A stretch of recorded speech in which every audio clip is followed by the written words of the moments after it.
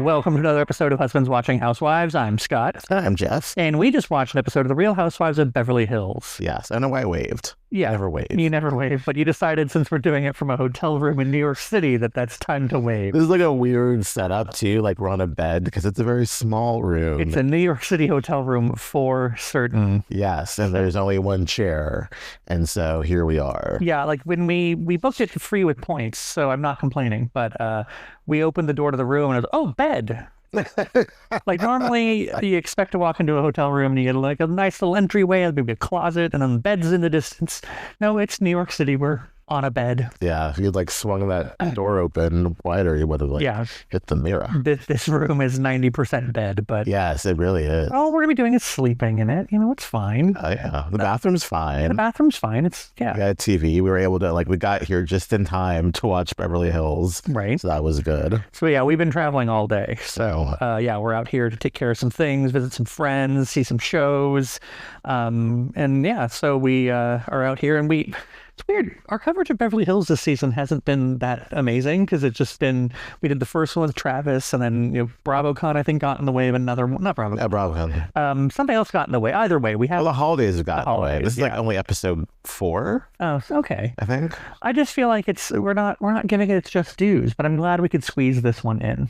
So that's like really like low. Squeeze this one in. It's low stakes drama too. It's not. I was telling you to go from the emotional highs of Salt Lake City and that Greek tragedy, and can you imagine if they like hired actors to like portray this friend group in Beverly Hills? Beverly Hills, like I'd and then Kyle turned to her sister.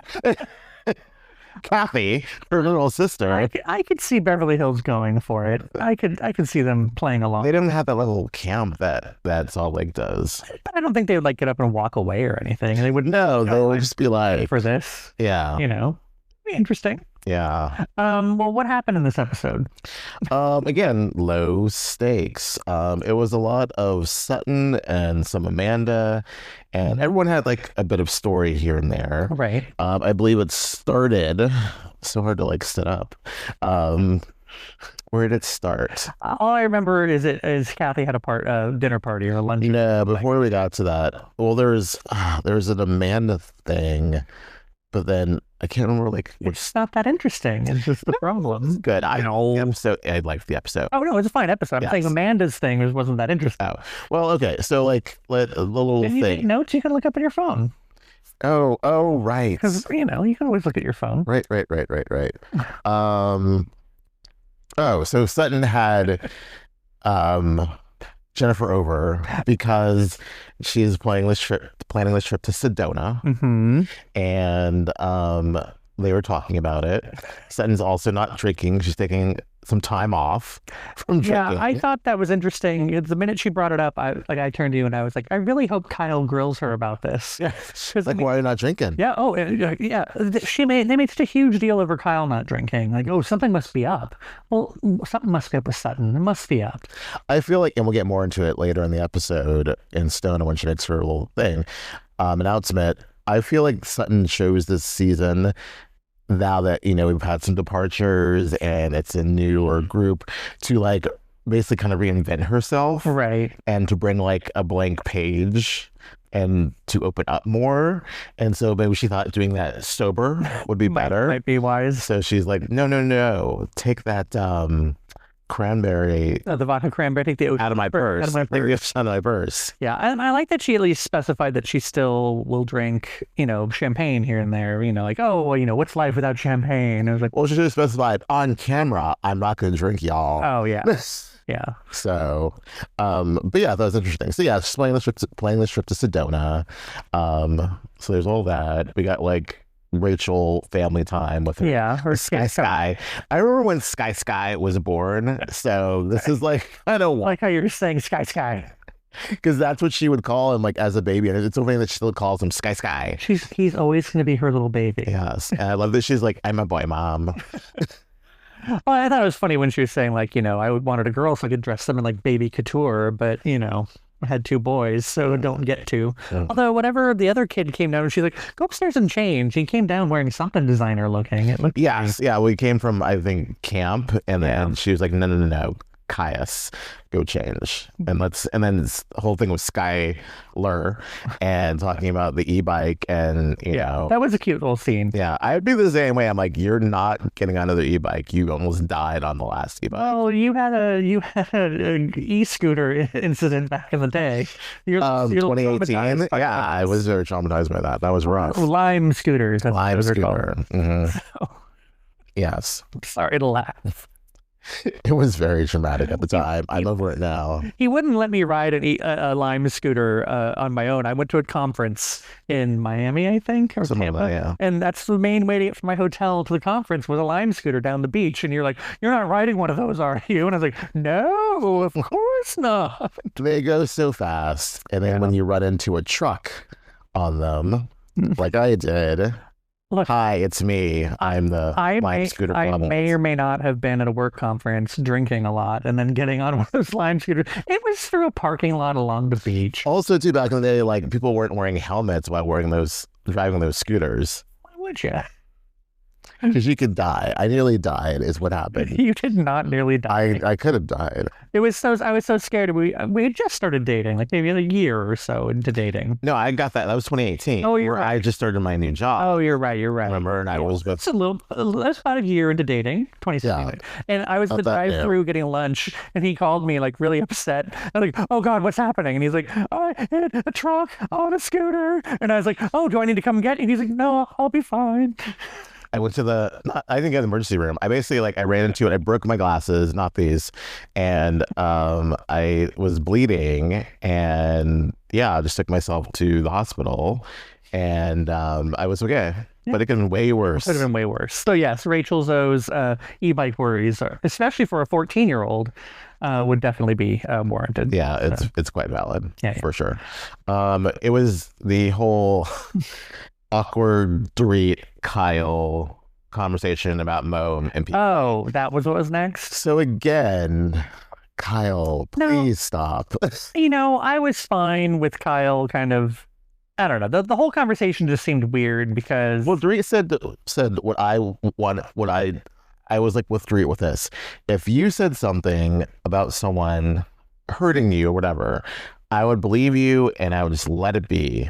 But Kyle's like, well, and that's when Dorit says, you don't know him. Well, she started to say, like, it doesn't sound like PK. And then she caught herself. Yes. But, I think, I don't know, like... I also do, but I can also see the point of view of Kyle saying, what she said to Amanda, maybe it's not the best thing to talk smack about PK as you're going through a divorce. And that was, like, the subtext of, like, let's get off this topic. But Dorit wasn't having it. Dorit is going through it with PK. I don't know why she thinks that Mauricio is going to be a help because bros before hoes. Right. Well, and also based upon like what or is that just a trailer we saw? But no, it's something Mauricio already said to her that he's not hearing that story. Like he's not the version he's getting. He's only getting the version from PK. Right. But I did like that Kyle was like, you can go ahead and talk to Mauricio. Like, go ahead and call him. I don't care. And I just you can send him a joke. Yeah. I mean, send him some memes. Don't mind. You go for it. That's between you and me, sweetie. I don't care. Yeah, I'm secure. Well, and I did feel like the way that Kyle kind of left that was like, I'll connect you. You and Mauricio should talk about it because, like, I don't know. It sounded like originally Kyle was going to take care of that for her and like kind of pump Mauricio for information, but she left this with Dorit like, no, Dorit, you talk to Mauricio and you find out. You tell him what you want to find out and like what do you want him to tell PK or whatever. Well, no, what was supposed to happen is that Dorit thought that Kyle was going to talk to Mauricio on her behalf, right? As they discussed at whatever party, and she did. And she's like, Kyle. Why didn't you do the thing we talked about? I could use your help here dealing with PK. He's out of control. Yeah. I don't know. Stay out of it, Kyle. I think she's right. Stay out of it. I think, or just say like, talk to Mauricio because I got, chewed up for even like, getting in with jokes in the memes last year. So no. Right. I think one day, I would love it if Housewives, as we continue to break the fourth wall, instead of saying last year, just say last season. Yeah. If you can say like, the reunion, say last season. Right. Last year, PK didn't like that. Last season. And then he went on that podcast with Alex Baskin and got pissy about Dorit talking about his alcoholism. But yeah, it maybe isn't the best idea to keep saying these things about PK. Probably not just about the divorce, but also like your kids are going to hear these things. Well, Jagger's heard things, Poor Jaggy. He's got the weight of the world on him. He's Atlas. I don't disagree with Kyle, that it will make things more messy or complicated in the long run to be saying these things publicly, but I don't think Kyle really cares. Like, you know what I mean? Like, I don't think Kyle's like worried about Dorit for Dorit's sake. I think she's just more like, well, maybe I guess she is, but I don't know. It just doesn't seem like it's all that high of stakes for Kyle. She's like, oh, if it was me, I wouldn't do it, but like, go ahead, Dorit. Yeah. Seems to be like all right with Dorit doing Dorit. So you do you, boo. Right. Where did we go from there? Was it now to Kathy's thing? Yes. So many awkward moments in this episode. Well, because Amanda makes many things awkward. She is an awkward duck. Yes. So basically, it's Jennifer, Sutton, Amanda, and Kathy. Kathy's house where they all get a gift. It's Kathy's staff. They get a gift bag at the end. Amanda. You were saying, though, before everyone showed up, when Kathy was kind of giving her lucid moment of, explaining how she used to be... Look at the Waldorf. I always like it when, I'd work places where like the owner's kids will help out and stuff. And it's like, oh, isn't that nice? But then when you think about it, I guess... Rick was one of the Hiltons. Right. And like also like Kathy didn't come from like, this extraordinary wealth that she has. Right. So she's like, I worked the front desk or whatever she's saying. No, she worked reception or parties and stuff like that. So anyway, it was interesting to hear her say that, but then also say that like she wants all of her parties to be an event, like to have something memorable. And I was like, oh, well, that's nice. It explains. And it's like, it's not the goofy like coffee filter wearing Kathy. Like, I think she was very, I wouldn't say lucid, but just kind of like just straight up. You did say and normal. And that's what I loved about it. Just normal. And, when she clocked Amanda, she was dead on. Amanda just talks and talks. She is a one-upper, as Sutton says. If you say jump, Amanda will say, I jumped all the way over there. I jumped 10 feet. Oh, you only did 5. I did 10. Yeah. And Louis Vuitton sneakers. It was, when they pointed it out, I was like, okay, that's cool. But when she did it later about the crystals at dinner, that was like, whoa, okay. Who does that? I know. Are you nervous? But no, she's not nervous. Because when the producer said, do you feel nervous being in front with all these rich ladies? She's like, in every room I'm in. I think I belong in every room I enter. Yeah. Oh, okay.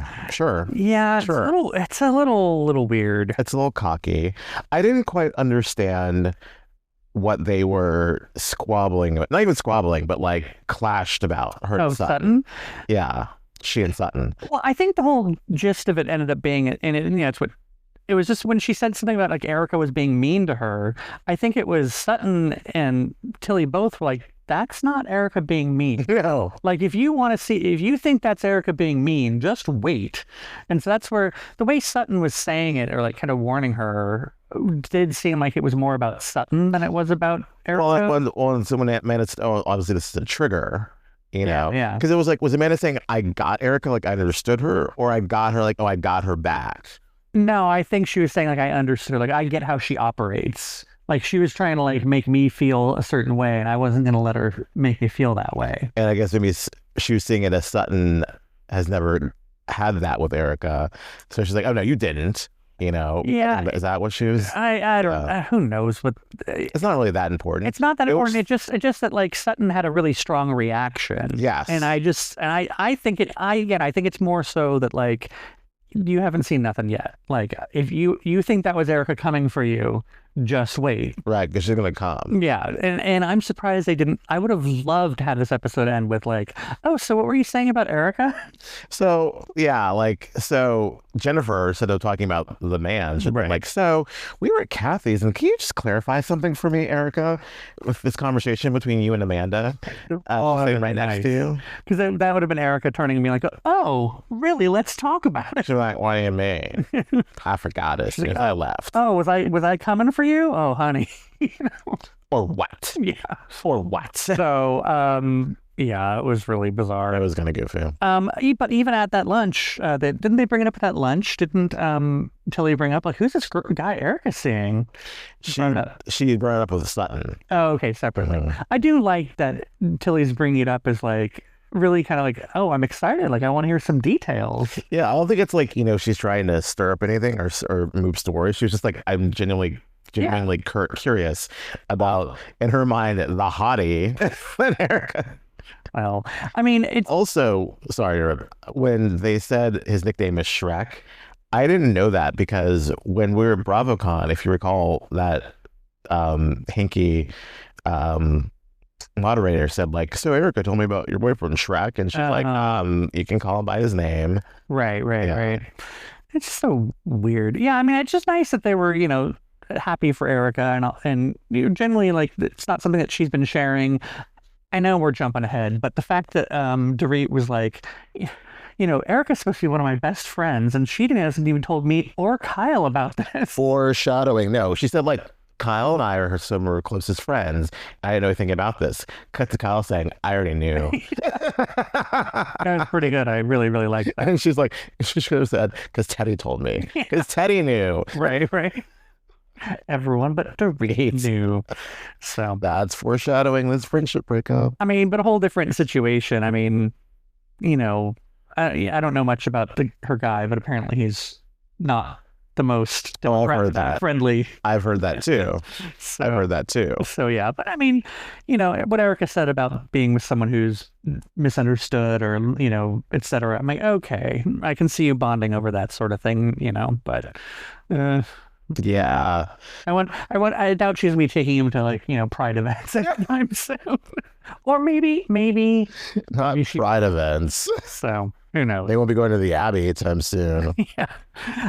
So then after the luncheon or the dinner, what happened? They go to Sedona. Right. Oh, and Dorit's an hour and a half late. Yeah. As soon as they put that, I love knowing that this is where this is gonna go. As soon as that timestamp came up, 12:47, I'm like, someone's gonna be late. It's gonna be Dorit. And come 2:30, here comes Dorit. Late. Yeah. I loved that. And she's like, well, I'm only an hour late. It's like, no, you're an hour and a half late. So there was some drama with her kids and her parents. And she's like, but isn't that, what a private jet's for? We can leave whenever. Yeah, but we don't need to wait for you on the runway. Well, and Rachel was saying that, like, we can't be too late or else we lose our ability to land. Yeah. We don't have any place to park. So I was like, the woes of a private jet, Yeah. Did she even, apologize for being late? I don't think she really did. She didn't. She didn't say, sorry to Sutton. I mean, she did say, there was a problem with her.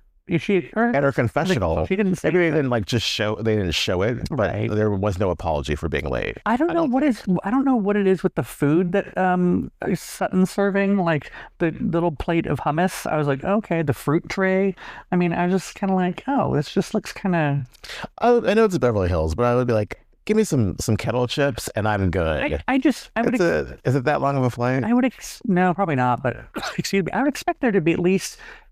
She had a whole cheesery, like a whole cheese tray set up for, one person coming over. And then she gets basically an elevated, like Costco cheese fruit plate. Costco. Like she could have at least put together a nice charcuterie, that would have been good. But I think it's probably what came with the plane. That's just my guess. They're like, you're renting this for how many thousands of dollars. So here, we'll throw in a fruit tray. So the themes are, it's very hot. It's the Daisy Inn where you still have the miners, not the miners of 49er. That was exactly what I thought. Right. Yeah, another 3D reference. Kathy thought the miners are still around. Right. I didn't like that there were different buildings, and especially because they each seemed like a hike from another. And this 90 to 100. Well, they said it was 110 degrees in the afternoon, which, I guess it's nice that they have their privacy and everything, but it just kind of like with the Salt Lake thing, with Potomac, where they're going to be staying in different houses when they're in different villas and everything like that. It just like there's not a chance for tomfoolery. Right. But I guess Let's it's say, like- to walk down the hill, then fine. But still, it's just like, it's a schlep down the hill. Yeah. Yeah. Dorit going on about, I never get time to myself. I need some me time, frankly. And I'm like, why in the name of Bravo do you think you're going to get some me time on a girls' trip on Real Housewives? You are going to be in the middle of drama and there'll be some screaming and yelling. Like, this is not going to be you time, Dorit. You're not here to unplug and relax and unwind. It's really quite the opposite. But I guess she's not sharing a room with Sutton like Jennifer Tilly is. Right. Yeah. Since when did like Jennifer Tilly and Sutton become like the Ramona and Sonia that they need to share a room? Since Garcelle left. So, really. We get into that next week. They lost. Okay. So you're on a private jet. You don't have to check baggage. I don't understand her thinking of like, I thought it would be better for everybody if I had my stuff. She had so much luggage. I think that's what she's saying, is that she has just so much stuff that she just didn't want to like burden or deal with it like a size. There's probably a weight limit on that private jet. So I guess so. Her people really should have like checked about the parameters, right, to make sure that stuff was like FedEx like maybe 2 days ahead of time. Well, she didn't know they'd be staying in the middle of nowhere. Well, she had to know the address to like send FedEx to. She should have like her person should have. I almost said MapQuest. Should have like Google Maps that. We have to stop having a podcast now that we've proven ourselves the oldest people on the planet, MapQuesting things. I thought my MapQuest. But yeah, that was poor planning. I just ask Jeeves whenever I need directions to something. Sorry. Oh, by the way, like speaking of people, Amanda and her mother, was it Mommy's Helper? Oh yes, that was that her their friend. title? Her title was Mother's Helper. Yes, and her name was not Valium. It was not. So, you just got that. I just got that. Nah, thank you. There's also something about how I saw a person across the way. It's New York City, man. He never sleeps. There's something about the way that Amanda wears labels that I don't think is great as Dorit wears labels. Yeah. And also Dorit could be like, I did that like 2-3 seasons ago.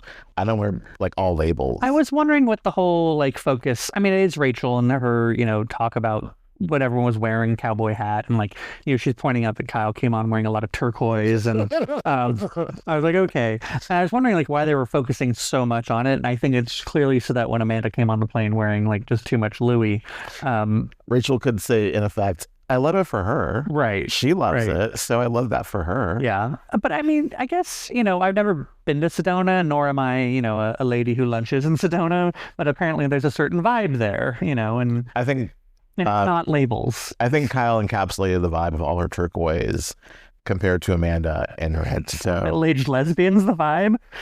Yeah. Okay. You're probably right. It is Sedona. Yeah. Oh, God. There's that SNL skit with Lucy Lawless where she does Stephen X Fajita Roundup. Yes. That's allegedly in Sedona, Arizona. Sorry, that's one of the best SNL skits. Fajita Roundup. Oh God. Okay. Sorry. Well, I mean, so yeah, really, it just turned out to be dinner. They get to dinner, and we get Amanda blathering on about her apps and what she does, and I love that Kyle's like, Kathy has no idea. She just said, "Oh, that's great." I like that we got a homeless, not toothless throwback. It's always good. And that whole like setup, like Dorit, like. Were they at like it was like a fancy dinner to talk about homeless? I think it was a charity event for Homeless Not Toothless. I don't know. No, she had that. That was like... It might have been like a pre-dinner or someone's birthday party. I don't remember. But I remember the homeless, but not toothless. They were all sitting up on like a dais and stuff. There was like a panel of them. I think that was the time they had Etheridge sang. Oh. Remember that? When like Renna broke down about her mom because she had just died and she saw a bird flying. Thought it was Lois. Sorry. Exactly. If we have a daughter, can we name her Lois? We cannot. Okay. I don't like an older lady name for her daughter. Speaking of Renna, so we're gonna be gone. And there's inopportune time. We like there are 3 episodes of Traitors are dropping tonight. You have to avoid spoilers until we can get in to watch them. We can finish this up and watch them. We're not going anywhere. No, We're not going out to the club here not to the curb. in New York on a Thursday. Not to the curb. So, Okay, sorry. we can watch it. That's a side note. No, it's all good. I have to say what I really liked about this dinner and my continual theme of I'm clapping. What's his name? I continue to really appreciate and like Sutton this season because when she said, was I the only one who was moved when she said, I had a lot of insecurities in this group, that I wasn't pretty enough, that I wasn't cool enough? She is saying the quiet parts out loud. She's admitting that she has insecurities. It was so great. You were really cute sitting here when we were watching it, and she said, I don't know if it's because I'm not pretty enough. You went, oh. I really a little audible, like, oh, poor Sutton is what it was. It was so great for her to like really admit that like I lashed out. And the subtext I got from this was I was an asshole because I didn't feel like I fit in. And so I, instead of like trying to work through that as an emotionally, intelligent person, I was a complete asshole. Basically, that's what I took from that. Yeah, I mean, I want to believe her, but she's done the whole sisterhood thing before and tried to reset the vibe. But it wasn't about her, each other. Though. Right. This was in a moment where she's like, I have faults, you guys.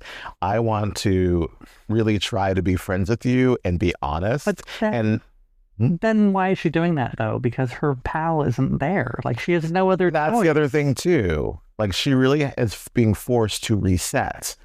And I think it's great that that this is happening to her. Garcelle leaving is probably going to be the best thing that happens to her, honestly. I want to hope it's genuine. And I know it's genuine to her. Like, I don't think she's doing it out of, like, anything malicious or, like, she doesn't have an agenda to do it. I just feel like it's a convenient time for her to suddenly start being real. True, but, like, I mean, but you can't say we want you to be real and then question the realness. We just have to see how this plays out. I never needed her to be real. I was fine with her being weird old quirky Sutton. Yeah, but I think there comes a time to like, you can be quirky, but also you can be your real self. Okay. And I think, and it's such a small thing, but to be in Beverly Hills, to be on Real Housewives, period. I need some water. No, I'm okay. I'll work through it. Right. To be on Beverly Hills, to be on a Real Housewives show, period, and say, I'm insecure. I didn't think I was pretty enough to compare to these other women. I wasn't a cool girl compared to all of them. And I'm admitting that, and I want to like do better and get over myself basically and truly be friends with these people. Yes, it's coming because her good friend has now gone. Right. But I'm glad that it's happening. However it's happening, I'm glad that it's happening. And I hope that it's for real and I'm giving Sutton a chance because I in past seasons have really not liked Sutton, period. So this whole, not a full 180, but for me to like her more than I've ever liked her, it means a lot to me. Oh. So that's nice. I'm glad you're opening your heart to Sutton. I really am. I'm letting Sutton in. I'm not a slutton. Make no mistake. I'm not a slutton, but I'm really open to Sutton Brown. That was cute too. Like introducing Sutton Brown. It was a bit heavy-handed. The talking about yourself in a third person is always always. I'm like, it's just kind of grody. I love how they're like, oh, right. Who's a Sutton Brown? But I guess it is it is monumentous for. Is that the right word? Momentous for her. Yeah. Monumental. That like she's just like I'm trying on this. Trying to see if my old self, if the name still fits. Right. She's trying to find.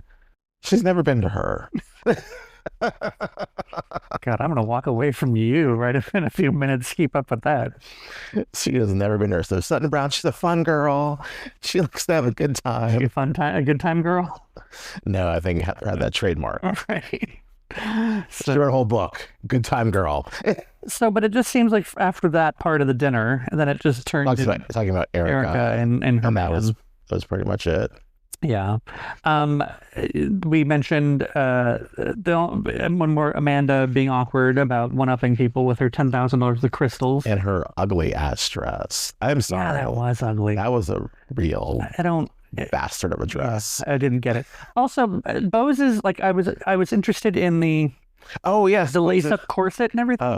Oh, Yeah. But let me finish. Her lace-up corset, but the front of that dress wasn't all that pretty. And then it a also, ruching. It was like a old school like parlor curtain. yes, and it made her have to like kind of walk like a little, Like she's waddling, and you're just going to dinner in the hotel. I mean, I know it's Housewives, but like, right? eh. But that corset was amazing. We were like, why does she need her assistant with her all the time? I'm like, oh, to lace that corset. Yeah. But yeah, we forgot about her. Fertility journey. Yeah. Getting the shots and talking about all that some more. And Yeah. I It's really honestly forgot she was still on that journey, but right, because I don't think she really mentioned it very much in the first couple episodes, but it's interesting to see where this is going to go. well, it's also because I think that a lot of the forefront of what her story is her engagement or like her relationship with what's his bucket. Right. And so that the idea that once they have a relationship or once they're married or whatever, they do want to have children, you forget about that. So it's nice to revisit that and see that, it's progressing and that she's, having issues, her body's changing and but things are, going well, pretty much. Yeah. So yeah, it's also like just very real. She's like, my skin doesn't look great. I'm gaining weight. I'm kind of irritable. That's some realness. it's also not every day you get a close up of a housewife's belly button. Right. Or her doing shots like that. We haven't gotten that since Candace when she was going through her journey as well. That's true. So no, it was interesting. I'm glad we remembered that. yes. So yeah, I feel like everyone had a whole little moment. yeah, it's interesting to me. Like we critique Potomac with Tia's like story, like her sister's story and all this, and we talk about how we don't really know these people very well, but like even still like seeing let's face it, like Rachel and her kids. Yeah. You watch the Rachel Zoe projects. Yeah. Like seeing that happen, and then watching Bose, who we don't really know that well. We haven't watched her for years. Like it hits so much differently on Beverly Hills. Like they handle it so much better, and I think make it so much more, I don't know, not higher stakes, but interesting somehow. Like Yeah, I think everyone's.